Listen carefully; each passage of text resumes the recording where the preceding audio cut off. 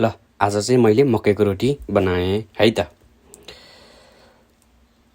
उता गएको बेलामा चाहिँ मकै देखेको थिएँ अनि किन्नु पर्यो भनेर किनेको, तर अलिकति महँगो थियो। महँगो चाहिँ टक्क लाएर मैले चाहिँ मकैको रोटी खानु पर्यो भनेर टक्क लाएर यसरी मकै केलाएर छडाएको। तर अलिकति कमलो रहेछ कि मकै चाहिँ, अलिक छोडाउन गाह्रो भएर मैले चाहिँ चकुले काटेको अनि यस्तो बनाएको। ल हेर्नुहोस्, यसको लागि अब अदुवा लसुन चाहिँ हाल्नै पर्यो, हेर्नु स्वादिष्टको लागि त हैन। त्यसले गर्दाखेरि अदुवा लसुन काट्नतिर लागेँ। अब मसँग चाहिँ हरियो खुर्सानी थिएन, जापान आइसकेपछि त हरियो खुर्सानी एकदम अभाव भइरहेछ।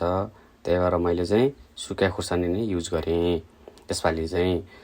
मसँग मिक्सर पनि थिएन, अब मैले त्यही भएर ओखलीले चाहिँ मजाले दुःख गर्नुतिर लागेँ। ल हेर्नुहोस्, अब मकैलाई चाहिँ ओखली पनि सानो भयो एकदमै, त्यही भएर अलिक टाइम चाहिँ लाग्यो, तर बिस्तारै गर्नुतिर लागेँ।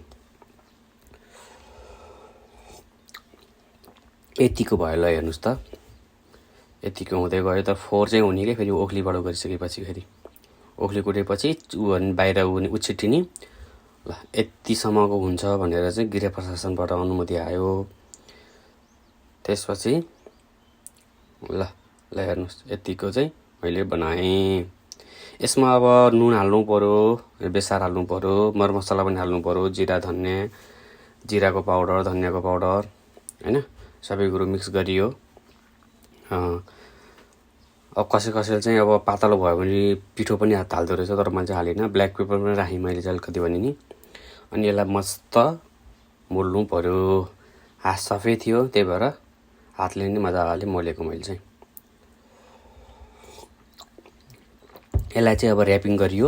ऱ्यापिङ गरेर अब 1-2 घन्टा चाहिँ फ्रिजमा राख्नु पर्यो।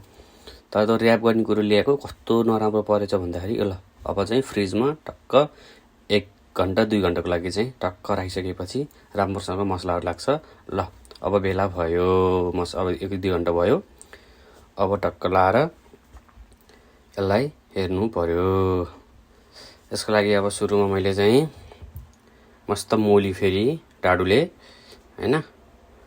हेरिसकेपछि अलिकति पानी निक्लेको रहेछ, त्यो राम्रोसँग बिउ गरेको र अब तेल बसाल्ने भाँडा बसाल्ने। त्यसपछि तेल टक्क राखेँ।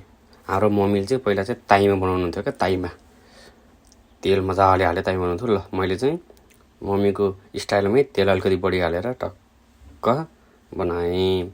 तर भाँडो यति पातलो भयो कि साथी कुरा गरी साध्यै भएन। यो भाँडोमा यति गाह्रो भयो मलाई सुरुमा त, त्यसपछि धेरै गाह्रो भयो। ल हेर्नुहोस्, तेल बढी भयो कि कम भयो कि अलिक बुझ्न गाह्रो भयो। त्यसपछि भाँडो फेरि पातलो भएर अर्को पनि भाँडामा पनि मैले फेरि रेडी गरेँ बनाउन। ल हेर्नुहोस् है त। ल आजको लागि चाहिँ मकैको रोटी है त। ल फलो गर्न नबिर्सिनु होला। धन्यवाद।